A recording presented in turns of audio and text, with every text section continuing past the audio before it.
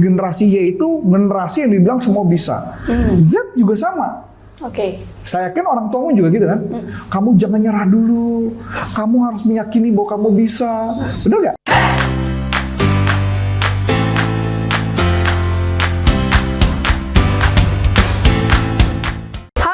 Kembali lagi dengan saya Aisyah di YouTube channel Panduan Bisnis dengan NLP. Oke teman-teman, kali ini kita mau membahas nih mengenai sebenarnya kan kita sudah memasuki ya generasi Z yang dikenal sebagai generasi yang gak sabaran, generasi manja. Bagaimana sih suatu perusahaan menyikapi karyawan-karyawan dengan generasi Z?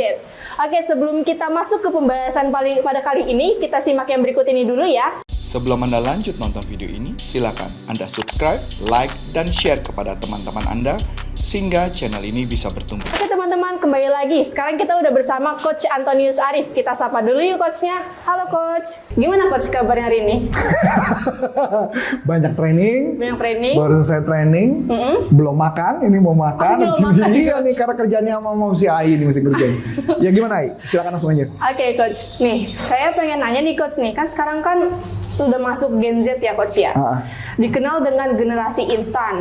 Generasi yang dibilang anaknya manja, nggak sabaran. Saya antara nggak setuju. Ya lanjut ya. Oke. Ini saya yang baca sih coach dari beberapa artikel. Iya. Terus soalnya sebentar lagi kalau dihujat bukan saya ya, berarti Ai ya. Oke.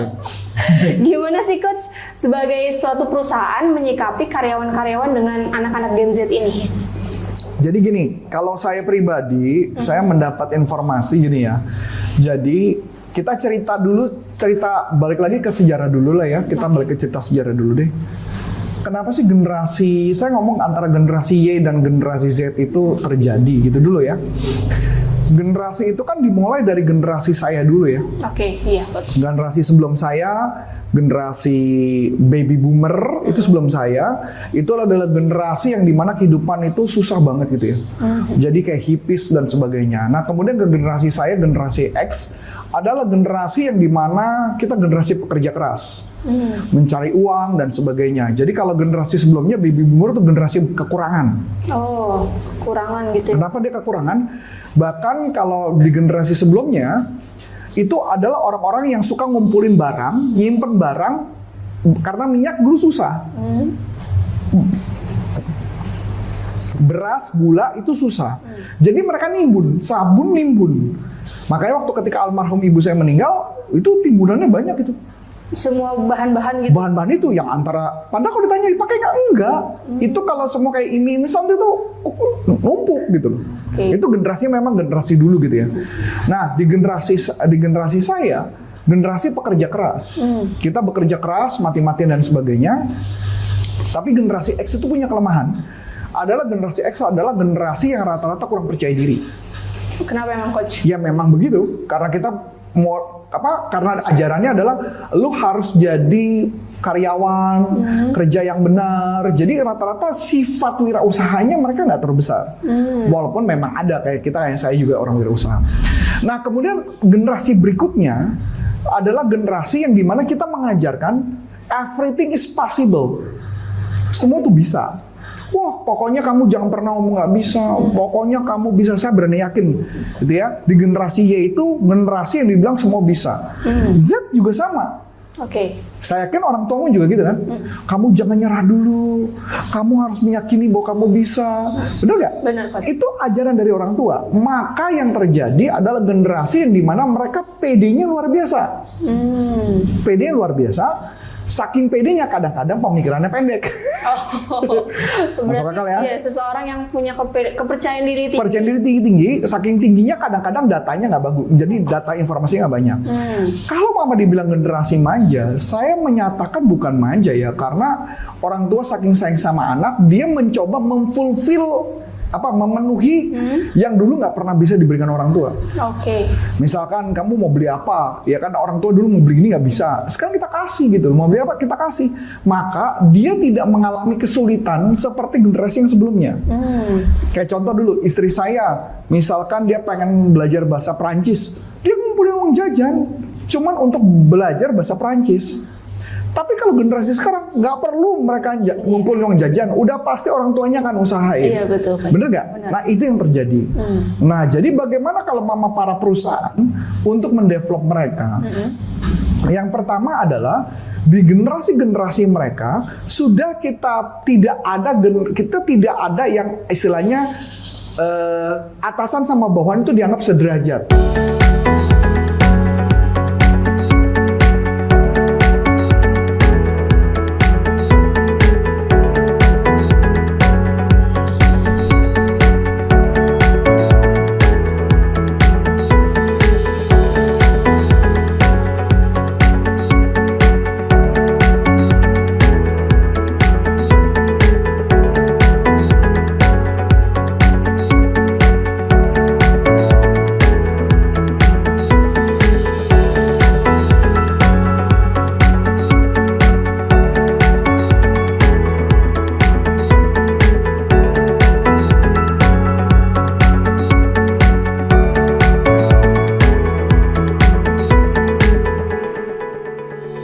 Jadi gini, jadi di generasi itu mereka menganggap kita sederajat.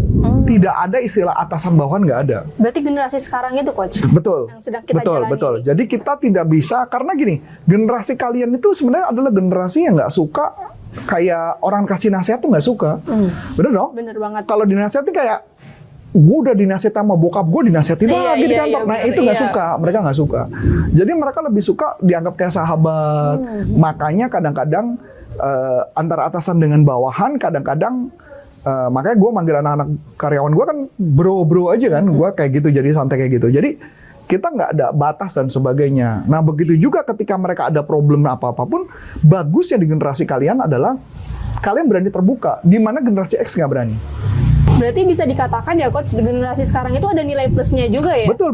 Karena ada keterbukaan. Mereka pede, keterbukaan, dan mereka biasa kreatif. Jauh lebih kreatif dibandingkan orang generasi X. Kenapa emang coach itu? Karena memang generasi X itu adalah generasi yang kayak tipe orang yang pekerja gitu loh. Dia nggak akan sempat berpikir kreatif, ide kreatif itu nggak mungkin. Tapi generasi kalian adalah generasi Y dan generasi Z adalah generasi ide-ide kreatif. Makanya sebenarnya yang penting mereka tahu apa yang mereka mau kejar, mereka mau capai, sisanya tinggal ide kreatifnya akan muncul. Maka kalau bisa saya katakan ya, banyak karyawan-karyawan saya yang dulu ya, yang saya lihat, dan sekarang juga saya lihat, banyak yang mereka punya ide out of the box. Oh. Yang kadang-kadang idenya nggak masuk akal, dan mereka lakukan, dan hasilnya bisa dipertanggungjawabkan. Malah lebih Bisa kuat dipertanggungjawab, gitu. iya. Makanya cara kita mendevelop mereka, mengembangkan mereka adalah ketika kita meeting, yang pertama adalah kita menganggap bahwa mereka bukanlah kita sebagai atasan dengan bawahan, tapi sebagai teman dulu. Makanya kenapa ketika gue menegur karyawan, gue juga gue ngomong bukan sebagai atasan lo ya, gue ngomong sebagai teman. Nah akhirnya mereka lihat, mereka terbuka ngomong. Kedua, yang saya lakukan kebanyakan adalah dengan metode coaching. Gimana tuh coach? Metode coaching berarti ditanya. Oke. Pakai metode ditanya, misalkan, apa yang sudah lu lakukan, apa yang lu sudah kerjakan, apa masalah lu. Nah, itu yang tugas kita lakukan. Makanya metode coaching itu sangat efektif banget untuk orang-orang di generasi Z. Lebih efektif. Lebih efektif. Ya, lebih efektif. Biasanya emang kita harus melakukan coaching itu per berapa kali sih coach? Coaching itu sebenarnya idealnya adalah ada yang seminggu sekali, ada yang 2 minggu sekali. Oh. Jadi gini, Sebelum Anda lanjut nonton video ini, silakan Anda subscribe, like, dan share kepada teman-teman Anda sehingga channel ini bisa bertumbuh. Generasi kalian itu adalah generasi yang berani mencoba, berani melakukan. Masalah berhasil atau enggak urusan nanti, yang penting lakukan dulu. Nah setelah itu nanti baru kita diskusikan. Itu generasi kalian. Makanya kenapa seorang atasan bisa nggak memberi kesempatan kepada anak buahnya untuk mencoba dulu, untuk ngelakuin dulu. Berarti skill-skill itu juga harus dimiliki oleh atasan. Betul. Seorang atasan harus punya skill itu dong. Kalau kita nggak punya skill itu, kita tidak bagaimana tahu mempengaruhi mereka, tidak tahu bagaimana caranya dia lagi sedih atau lagi enggak, dan sebagainya. Jadi kalau misalkan, ini saya ambil ngomong gampang sederhana deh. Ngomong sederhana, ini sederhana kayak gini deh. Ini saya terpaksa saya bocorin ya. Jadi mungkin kalau ini kan kejadian ya, kan kayak gini contoh. Ai ngeh nggak kalau waktu itu saya memberikan perintah kalimat bahwa makan siang mesti bareng sama manajer. Iya. Kira-kira apa tujuan saya? Mungkin Bapak pengen membuat karyawan lebih dekat dengan manajer, terbuka. Kalau ada problem, bisa dihandle oleh manajer itu. Exactly. Dan saya juga tahu bahwa kalian lagi dalam kondisi down. Iya. Nah, tuh pertanyaannya, kok saya tahu dari mana? Padahal kan kamu nggak ngomong kan? Iya. Karena saya sudah melihat ada ciri-cirinya. Ciri-cirinya itu kita sebagai atasan harus tahu bahwa kapan karyawan kita ini dalam kondisi down dan kita harus pastikan pada saat itu kita ada, tim kita ada. Berarti itu punya keahlian khusus nggak sih? Betul, Sendiri? betul. Kan kelihatan dong dari ceritanya dia, dari cara bicara dia, dan sebagainya. Itu yang kita lihat dulu. Oh. Makanya seorang atasan yang baik harus memahami di level mana mereka lagi problem dan kita bisa support mereka di sana. Oke. Jadi gitu ya. Jadi kita seorang atasan, setelah itu kita tanya kesulitanmu di mana. Dan kita bukan cuma bilang, kalau generasi saya dulu, kalau misalkan Adi nih, salah, ya salah aja.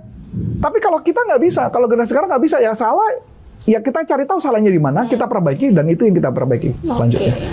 Mungkin itu aja cukup? Iya cukup, Coach. Coach, kalau misalkan seorang atasan ini pengen ikut pelatihan nih, mau tahu pelatihan-pelatihan itu di mana sih, Coach? Bisa masuk ke nlpleadershipindonesia.com. Kita ada pelatihan di Licensed Business Practitioner of NLP. Langsung dari Dr. Richard Bandler. Kita bisa masuk ke nlpleadershipindonesia.com. Ada pelatihan tentang NLP, bagaimana cara ngedevelop tim, dan sebagainya. So, akhir kata, saya Coach Antoni Syarif dan Saya Aisyah. mengucapkan terima kasih. Sukses buat Anda dan sampai jumpa. Bye-bye. Bye.